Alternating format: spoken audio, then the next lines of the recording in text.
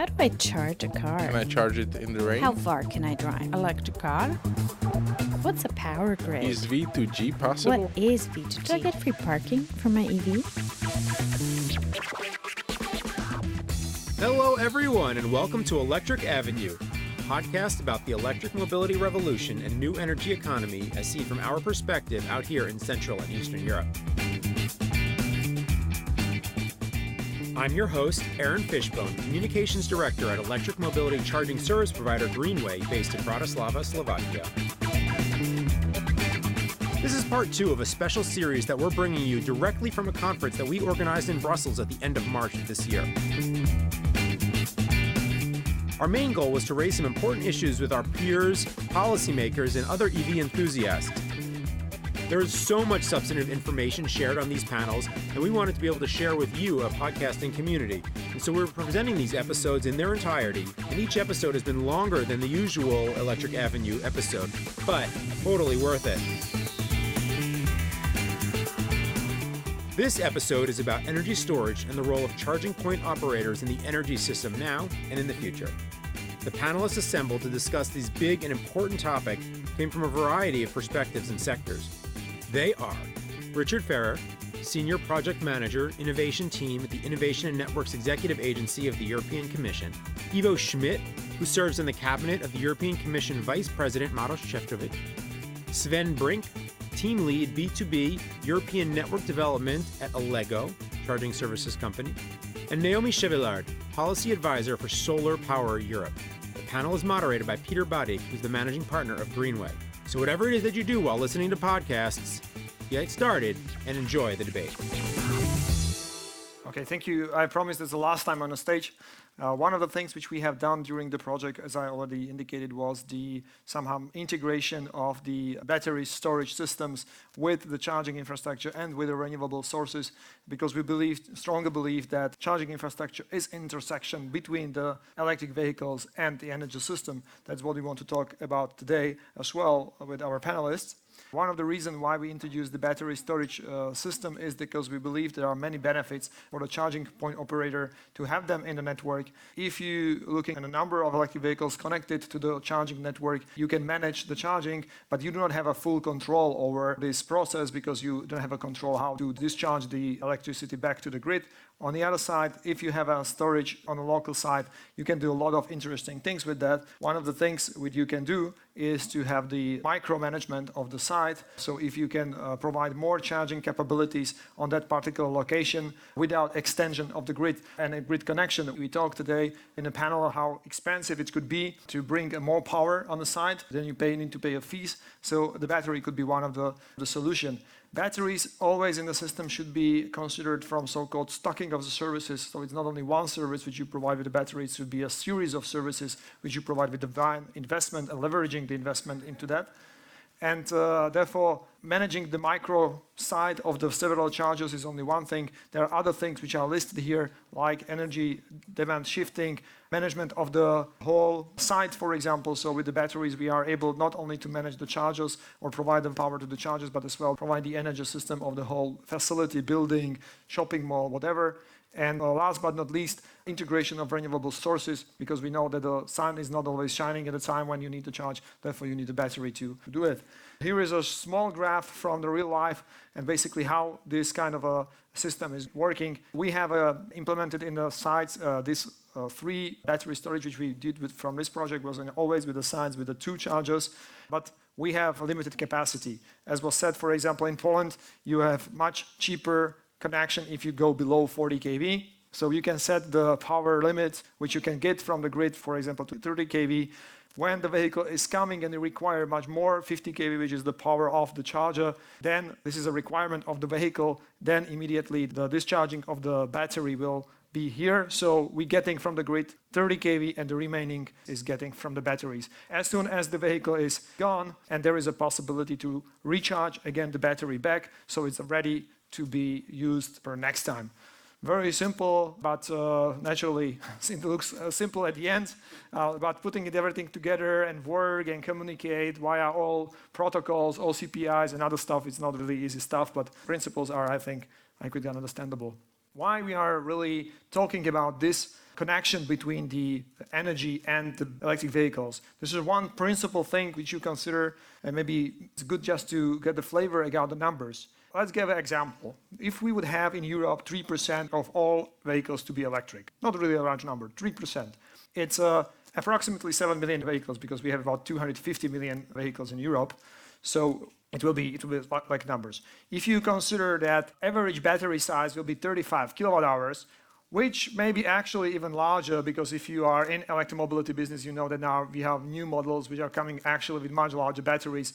So maybe this 35 is not really good average. At that time, when we will be at 3%, probably the average battery size would be much larger. And if you imagine that this could be connected via 10 kilowatt connection, which is basically the normal charging, then you come to the huge number. If you multiply these numbers, 254 gigawatt hour of storage capacity in these vehicles, only in 3% of the fleet, and theoretically 70 gigawatt regulation capacity. Naturally, it will require that all these vehicles are connected at the same time, which is not going to happen. But the reason of this slide is just a little bit to give you a flavor and comparing it in the fact that at the moment, wind capacity connected in Europe is about 160 gigawatts. So this is really not numbers which are really far away. And we know how big topic is a wind industry already in Europe, luckily, because we are really moving to the green electricity production.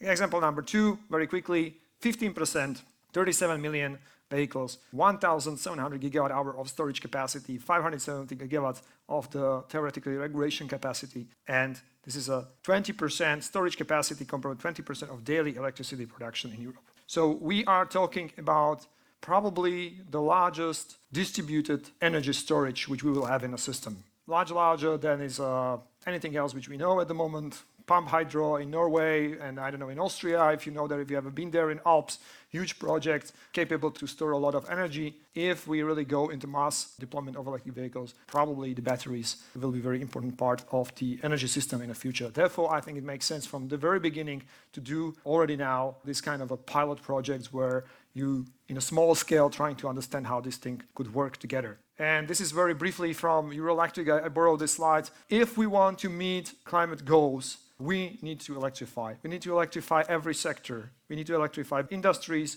building, transportation. There are several scenarios. I don't want to go into the details, but just want to show you. Do you see this, how tiny it is and how big it has to be? We have a huge goal in front of us, huge task, and we need to work at it, and it will be a huge impact on the energy system as well.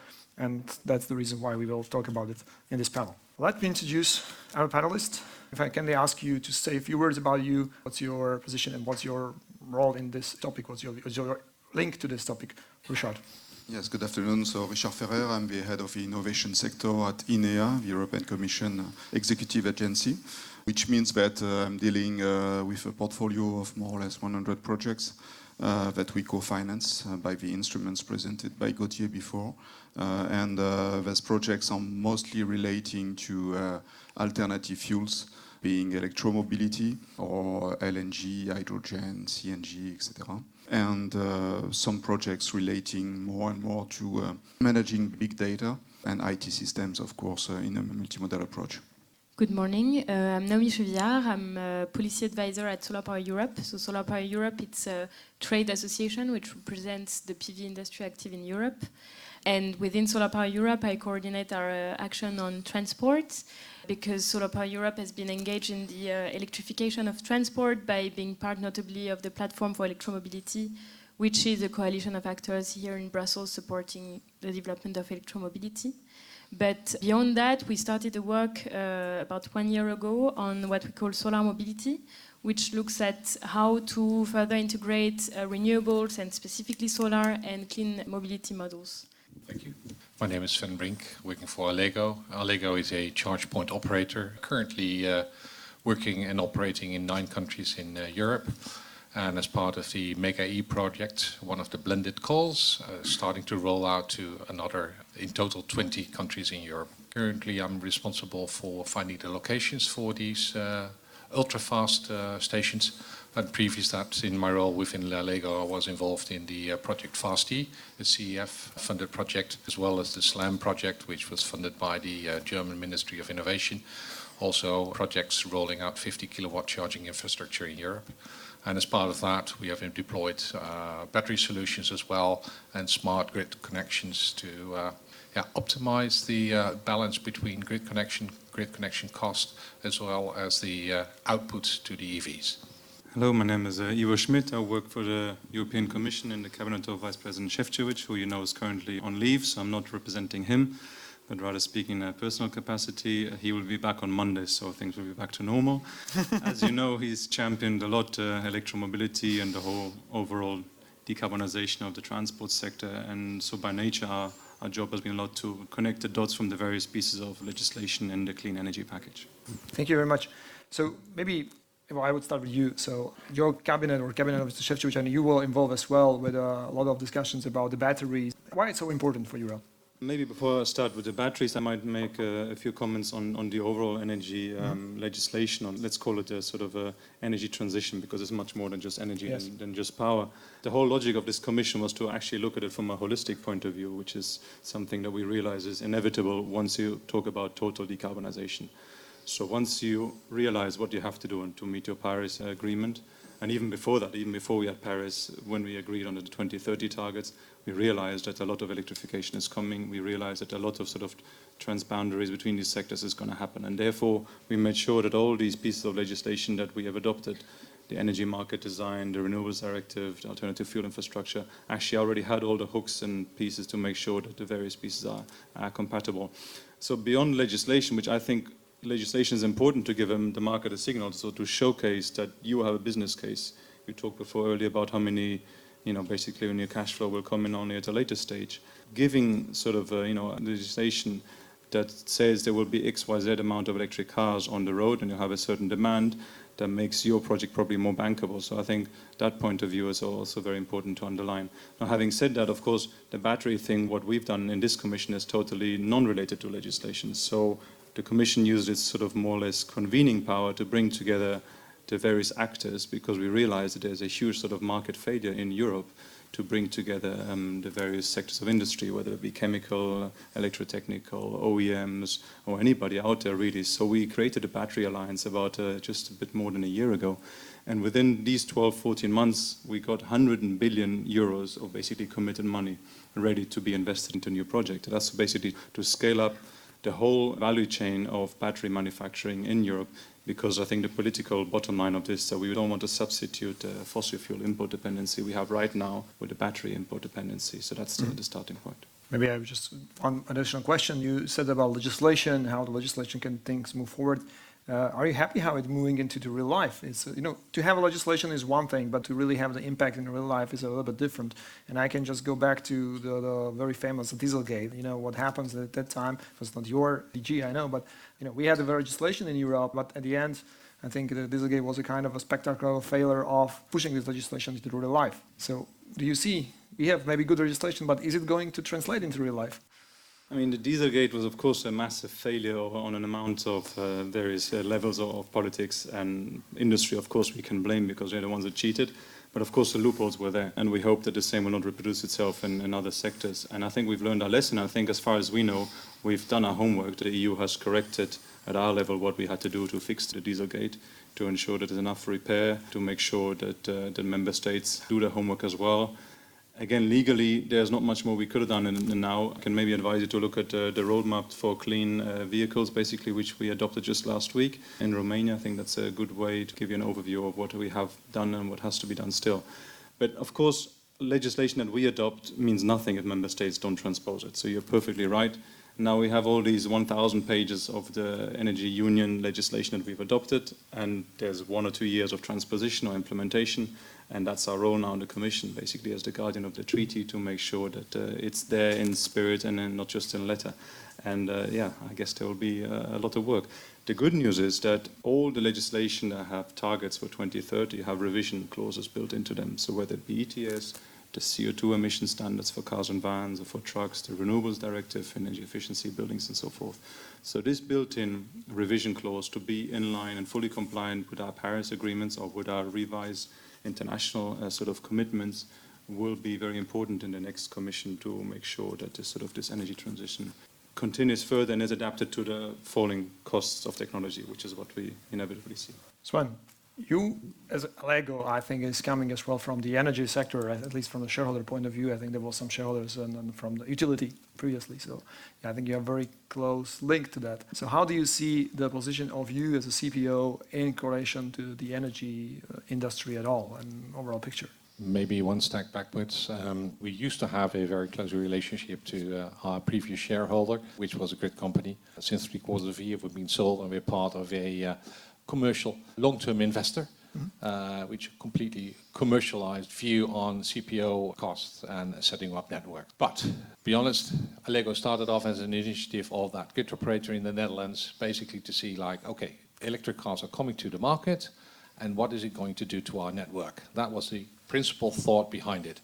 We can wait until it happens, or we can join them. So that's where they started slowly, but it got a bit out of hand. So we were growing too fast, and then they decided, okay, we'll make the move, and we were being sold, and now we're in the hands of a shareholder company. So from that, we are currently expanding into the market, but in our projects that we're doing in the various countries in the Netherlands, Belgium, Germany, France, the UK, we come across, as we had the discussion earlier in the first panel, the grid operation costs, which tend to be a variety of costs over the countries and even within the countries. To give you an idea, in Germany, there are 906 grid DNOs, and they each have their own tariff structure. So in one, I pay for a connection 20,000 euros, another one I pay 120,000 euros for the same kind of connection. That's the variety and ranging that we are dealing with. So that if you have to optimize a location, you have to start to become creative, and that's why we started to introduce batteries as well. For locations where, for example, we can't get the necessary grid connection, so to be able to allow fast charging, we introduce batteries to basically, as you showed in the graph there, push up the power so you can do fast charging still on a fairly small grid connection. But we have as well experience where we've done like peak shaving to avoid these penalties that you get from the DNOs for the peak when the car is coming to charge. Put the battery there and just peak shave the cost of it to control the cost. And that we did in the Fast-E project in joint cooperation with Renault. We used second-hand car batteries, built them into a 10-feet container, supporting various numbers of fast chargers. And that worked out fine. Very interesting, and it works for the. So we see a huge demand for batteries, stationary solutions, but as well in the future using the batteries in the cars for storage. You might even give a certain percentage of your battery to a commercial party that can use the energy in there to start trading. And we have a project now with battery storages, 7 of them, where part of it is used as peak shaving and part of the battery capacity is being used as trading onto the internet of the storing capacity to generate an additional income stream to make it viable. Because at the moment, setting up containers with batteries is commercially not viable. But with introducing these kind of trading assets, it gets more attractive. But it's still in the learning curve, and that's where we were very happy to have the grants from CF, as well as now in Mega E projects, to develop these guys and experience the things that we are running into. And we see a huge future for that in combining it with smart technology, smart balancing of the grid. We're not there. There's a huge will to develop, which we are currently completely on top of it. So at the end, maybe you will make a loop, but you will be again the energy company, which probably this will be the case in GreenWay as well somehow. Yeah, I think it will be very important. We should feed it from renewables. We should make sure that electric vehicles are run by the clean energy, because that's, I think, very important. We learned it in Poland, how important it is, because naturally the electric vehicles are very much welcome there in that country. That's without any doubt. It's very much supported. But people in our surveys has very often the questions how the energy is produced when we know that the energy mix in Poland is heavily dependent on the coal and great CO2 density. So what's your view on it? Yeah, no, exactly. I think you said the basic thing and the most important thing about renewable and mobility. Secretary General of the Dutch PV Association said recently that EV and PV are friends because PV generates and EV consumes.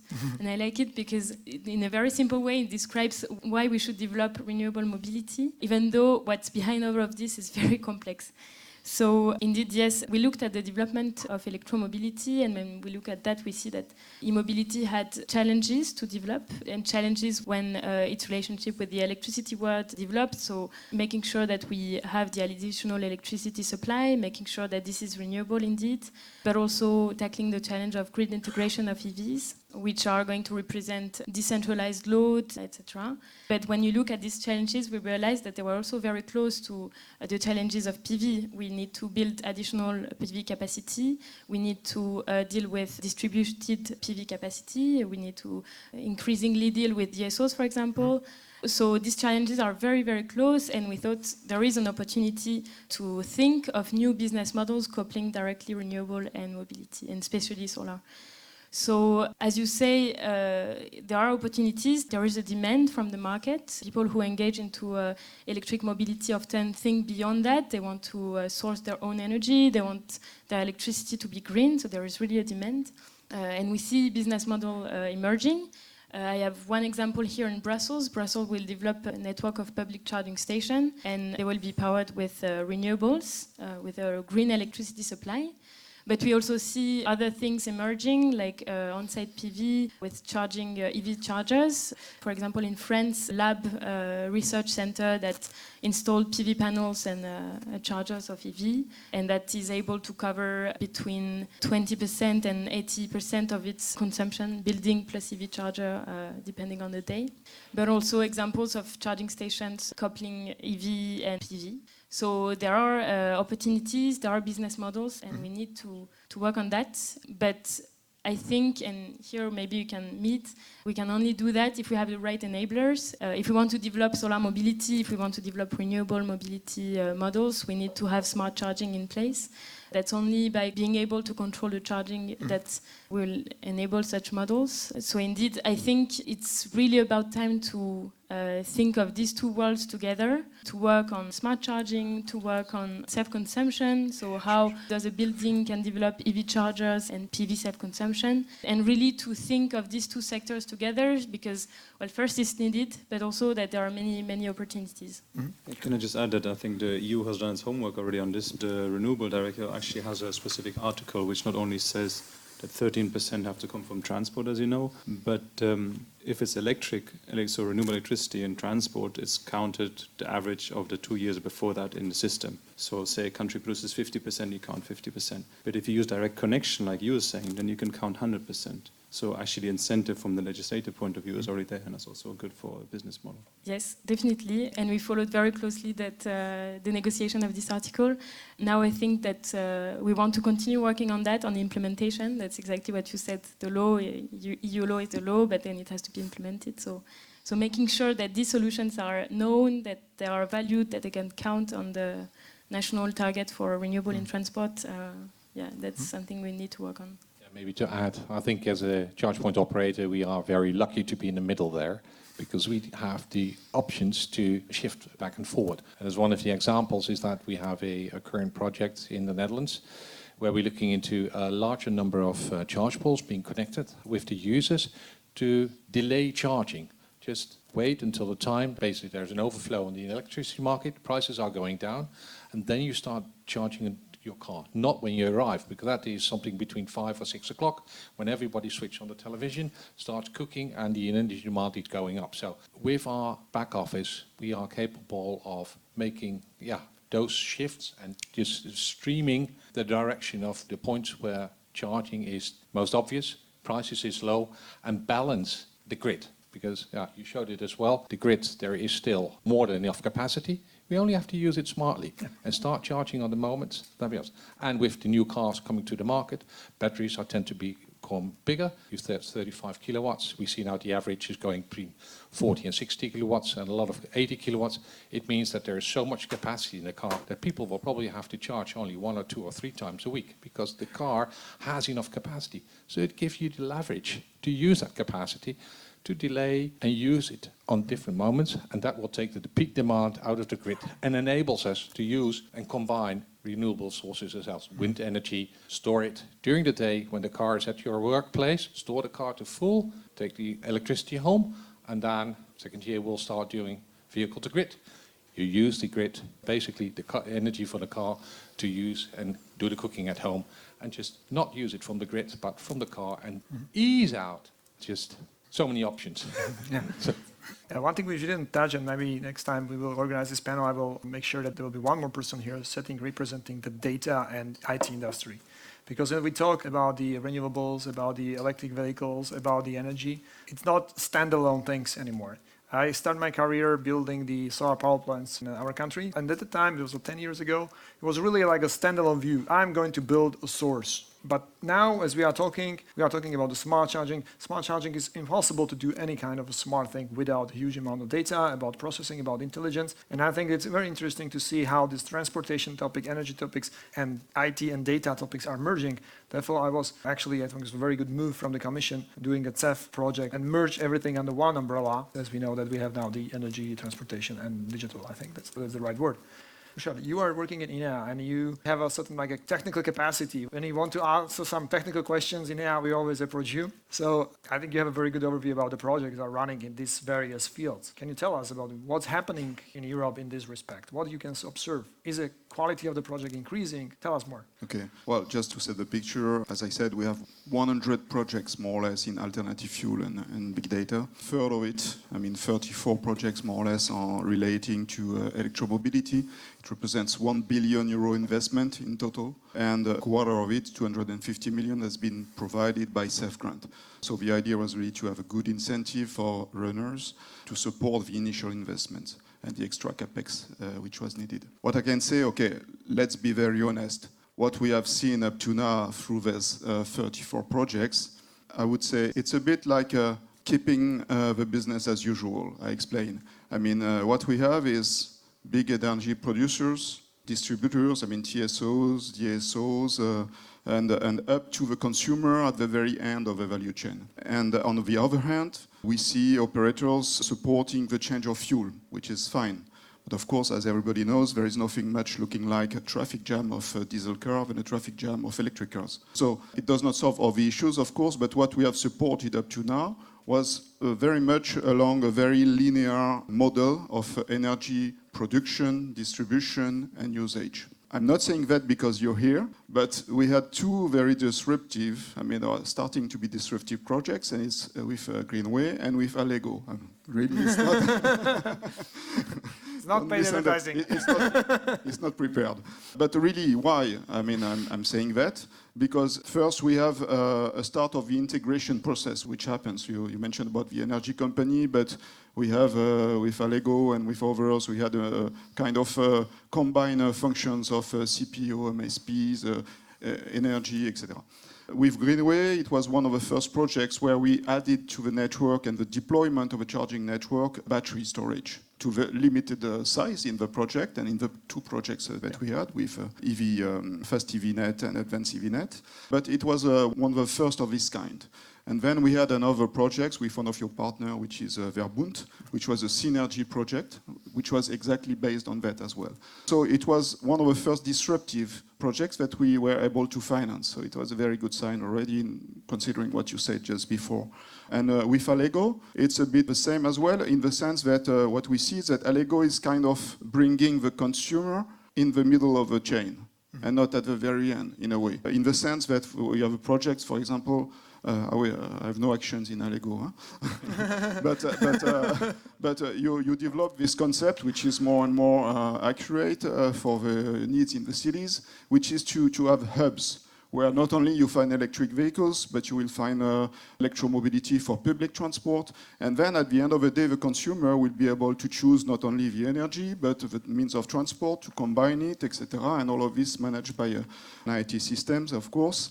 So at the end of the day, you have an electric vehicle, which may be indeed part of a grid. And this will support very much to have not only a one-way power flow, but a two-way power flow at the end of the day. So we are not yet there completely, but with these two projects, so I'm very happy that indeed it's this situation, we have both of you here, but we had some disruptive elements that we were able to finance for the very first time. Of course, it does not solve everything. You mentioned it for Poland.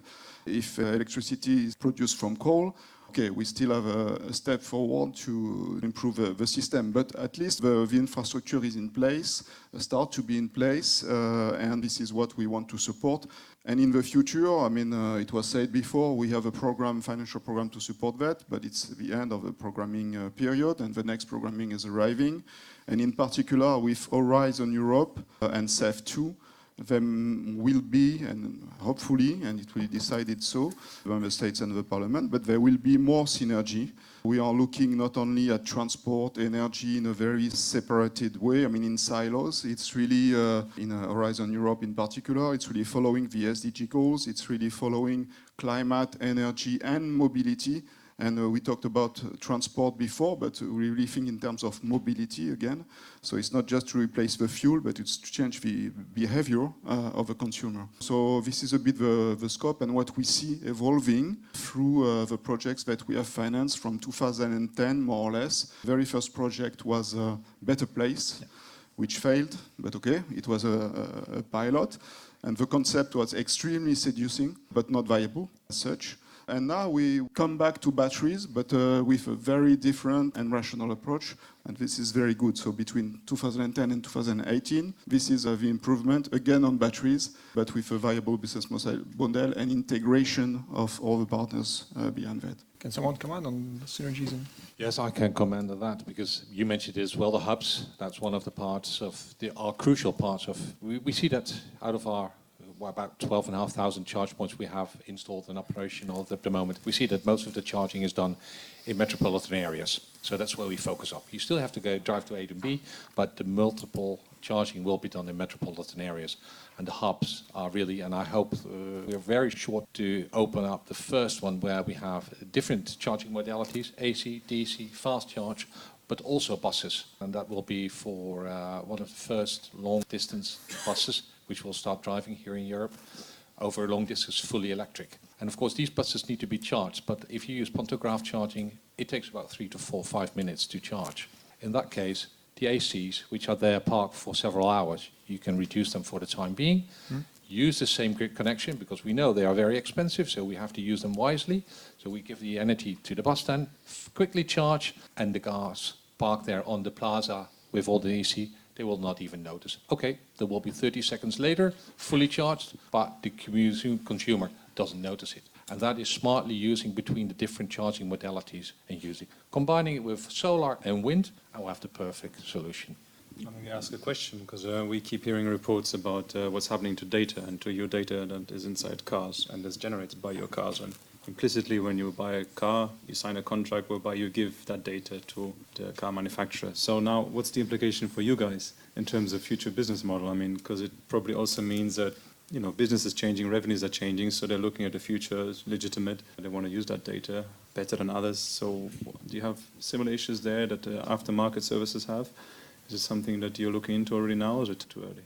No, we are looking into that, but it's a tricky thing. Basically, as a charge point operator, the car that comes there to charge, we do not know who's the driver, because we use a tag, so we only have an unidentified number that we work with. So we do not know who's the person behind it. So we, as a charge point operator, the only thing we can do is basically optimize the graph of the charging, from which most of our back office can recognize what kind of car it is. With that, we can play, but not directly, because we do not have access to the actual driver and his information. Of course, we would like to have that, but then we come into a completely different role, and that's one of the things we are looking at the moment, because that would place Allegro in a completely different role, that we have access to drivers. That gives us the opportunity, of course, to do way more things and be more smartly, but that would mean we currently, as a charge point operator, would be becoming a completely different role and have also a different role in security and privacy rules and regulations. From my perspective, we don't work on the data use in electromobility specifically, but this is also the question of data access and how to access the data to make sure that the consumer can give also access to this data. That's a question that's important for solar when you look at self-consumption business models where you need the data, the consumption and generation data from the consumer. And we tried to work on that and to look at best practices. And I think that schemes like the one in Estonia, that's very well known. I think there is one also in Denmark. So for example, yes, in Estonia, there is a platform where all consumers can basically find their data, consumption data, and easily give and consent to the use of their data. I think this is absolutely needed. This is needed in the energy sector, and I'm sure that this would help also the transport sector.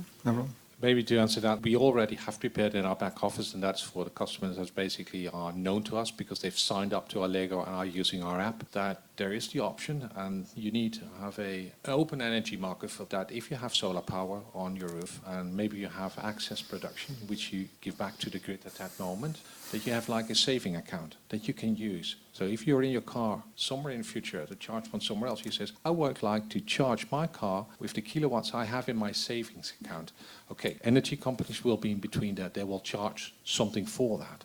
But it gives you the feeling that your home charged kilowatts do not disappear into the grid, but you can use them later on. You'll pay something for that, but you can charge your car. So you become CO2 neutral and better in balance for that. So that is all what's possible with, if you start connecting things, there's a lot of opportunities there to combine these kind of things to balance them. Maybe our position regarding the data, I think when it comes to everything what we talk about, smart charging, integration, renewables, and so on and so forth, it requires naturally information to do it properly. And the basic information in charging is basically how much energy do I have and how much I need in the future. How much I need, it means that where I'm going to do, what I'm going to do with the car. I'm going home, I'm going trip, what's my plan? That's probably only in the head of the consumer, maybe in his calendar as well, I have to say. And on the other side, what I have is in the status of the battery in a car. And I strongly believe, to be honest, our position is that this data should be owned by the customers and he should be able to decide about this data. So if the customer, based on his decision, decide that this data from the car should be shared, whomever, it could be a CPO, they should have a possibility to influence that and be able to even force the car producers to share the data about the status of the battery with the CPO, if the customers decide.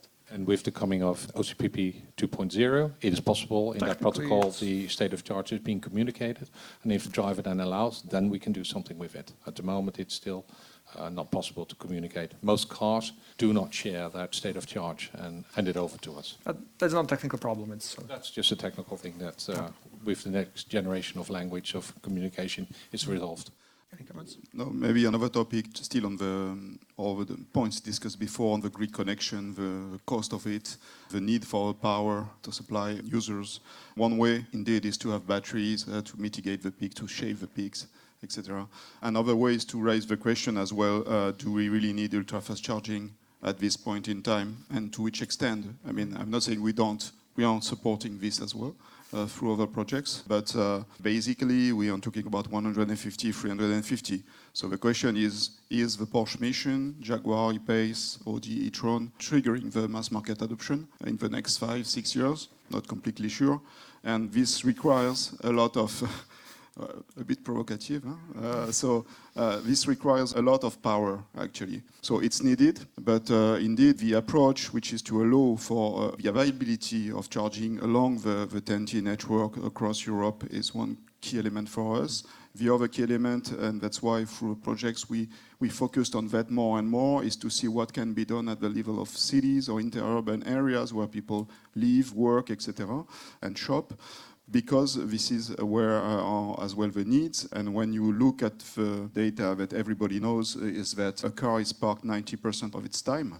It's indeed a good resource to inject power into the grid, but it's as well a sign that when you are parked 20 or 22 hours a day, you don't need fast charging, or you don't even. I'm not talking about ultra fast, but already fast charging. So it's really an approach which helps mitigating the power need, mitigating the investment needs, and ramping up slowly with a slowly or maybe more easily with a mass market adoption, as long as you have the cars available, of course, from the OEMs. From our position, fully agree. I think it would be ecosystem of various types. And as you said, ultra fast charging, especially provocative, taking into account that the vehicles which you mentioned are not able to really use the 350 kV capabilities. That's another component of all this. But you showed it as well in your approach as well. That's basically, there will be a mixture of AC, DC and fast charging. There's one group that we see coming up in the Netherlands now, basically, and that's the last mile distribution. That was the group that we love, because that are the ones, the diesel, the dirty diesel, small vans, dropping off all the stuff my wife bought on the internet 3 times a day. So we get off with those and start having them completely electric, because that is going to bring a huge change. But these guys, they need to make money, and they will start using these hubs where they can charge quickly and get on the next route there. So there will be different charging modalities, and the basic will be done on AC. But if you do not have your own parking grass and there's no public charging somewhere in your vicinity where you live, with the size of the batteries, it is possible that you come to charging locations where you can fast charge or medium fast charge, where you combine it with doing your shopping, going to the movies, going to sports with the kids, combining it with something that you have to do anyway. And by the way, the car is being charged in the meantime. That's why you need the hubs, and that was, I think, Peter, what you were referring to as well. And that is where we see that the future is. There also in these locations, it will be a mix of ultra fast, that's the people that, oh, I forgot to charge, I have to quickly charge, and off I am. But the rest of it, you use the other modalities. Any other comments? We can talk about hours, but give a chance to audience to. Thank you. I have maybe 2 questions. Today I read 2 interesting articles. The first one was that based on the latest International Energy Agency report, the global CO2 emissions are rising, and by 3% for last year, which is the highest pace in last decade. So the question is, because we are now all day talking about e-mobility, renewables and so on, are we doing enough, and are we doing it fast enough to respond to demand and other factors which are influencing the increase of the emissions globally or on a regional level in the EU? And the other article I was reading about is that oil and gas companies like Shell and Total are going to enter the electricity market or the energy market as we talk about it now. And together with other alternative fuel companies dealing with hydrogen, CNG, LNG, LPG and so on, will these companies be, let's say, more supportive to develop the market? Will it accelerate the market, help the market? Or on the other hand, will it be more harmful? Because I can imagine like Shell will enter the market with their huge capital and they will just kick everybody out and like people come down, let's use diesel and petrol. It's still the best alternative that you have. Yeah. Maybe I can comment on the last thing. Yeah, it's interesting that there is a lot of M&A activities in our business, and really the energy companies, even the oil and gas companies going in UK, in Shell, in the Netherlands, and so on and so forth. As far as I can observe at this stage, they are constructive. So they are really bringing the money in, and the companies where they entered really moving forward, so they are not really blocking them. I want to believe that this is really a long-term strategy. It's not like something which is just to prevent it. For the moment, I think they are supportive, but maybe you have better experience from. At the moment, I would welcome it, because it's like these dinosaurs, as we call them, finally start to open up their eyes and starting to move into these energy markets. And that's good to see that it's happening. And let's be honest, we're talking about a market which is this size at the moment, but the potential is from floor to bottom. So there is at this moment place for everybody. There's only one thing I would like to say, and that is let's use open standards so that the best one will win in the end. And let the market define who's going to be that. And then let's see if Shell has the capability of adopting this completely into their DNA, that they will be one of the future companies into electric charging and the energy market as well. But you see the same for the OEMs. The OEMs are making a step into the energy market as well, because they all see, hey, this is new developing market, there's potential there, so everybody tries to get his share. Yes, so to reply to our first question first, are we doing enough? Well, no, we could do a lot more, always. I mean, we really need to go fast, and there is a huge effort needed to decarbonize the economy, and not only the electricity sector, but all the sectors which have their own challenges. Nevertheless, I would like to still point out that there was a good important legislation that has been adopted today in the Parliament that aims at really reforming market rules and setting new renewable energy objectives and cooperation between member states to reach these renewable energy targets. We have a new target of 32% of renewables in the EU by 2030, starting from a 27% target. So that's quite ambitious. So yeah, a lot of work still needs to be done, but there is cooperation at EU level, and that's very positive. And yeah, on a small word on your second question, we had the case recently, one of our members, Zonen, which is a small company which produces residential battery storage, has been bought by Shell. And indeed, I think it's very positive that these companies invest and get active in this sector. And yeah, I don't see it as a slowdown. To answer you the classical Commission LTT, we have done enough. I mean, Europe is the only major economy in the world that has translated climate agreement into law. So in that sense, Europe is still at the forefront of fighting against climate change. Now recently, figures in public, Youth for Climate and other movements are actually demonstrating maybe it's not enough. So yeah, like I said before, there are revision clauses and we will certainly do much more in the future. Okay, thank you everybody for participating in this panel and as well for coming to this conference. I don't know, Aaron, if you want to say the final word. Hard to follow this panel, but I mean, it's been really fascinating just to say to everyone, yeah, thank you very much for coming. Thank you for being here. If you do one thing after this conference, well, two things. One, stay engaged in debate, of course. There's a lot of topics that are still in their infancy. And the other is find someone who's never been in an electric vehicle. Take them for a ride. Really show them the joys and the wonder, because that's really one of the strongest things that we can do to really spread and evangelize the transition.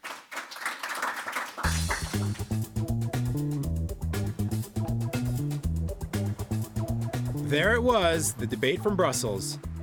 I found it so illuminating to get such a wide range of perspectives, and indeed, it is exciting times in electric mobility, and there is a lot of potential here, as you can see. And don't forget, we've already produced one episode from Brussels before, and there's a third coming in the next few weeks. You can find the episodes in the archive of the Electric Avenue podcast on SoundCloud, iTunes, Stitcher, or Anchor. If you liked this episode, or any of the shows in the series, share it with a friend and let him or her share the experience as well. And if you want to get in touch with us directly, you can reach me at my email, which is aaron.fishbone@greenwaynetwork.com, tweet at us at gwoperator.com, or find us on Facebook. And please leave us a rating or review on your favorite podcast platform, which also helps people learn about us. Finally, I want to thank all the panelists who joined us in Brussels, and to our podcast team of Julia Birchakova, Katarina Urban-Richterova, and Oksana Ferantsova. I'm Aaron Fishbone. Until next time, dear listeners, we wish you many happy and safe electric kilometers.